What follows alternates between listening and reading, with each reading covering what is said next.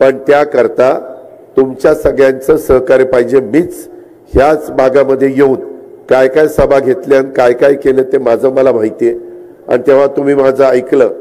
परंतु त्यावेळेस आत्ताचा इथला आमदार असा काहीतरी वेडवाकडं वागेल हे काय माझ्या स्वप्नात देखील नव्हतं आणि ते तर घडलेलं आहे। आज त्याला काय वाटतं म्हणजे मला माहिती नाही, परंतु मित्रांनो तुम्ही मनामध्ये आता वेगळी भावना आणू नका।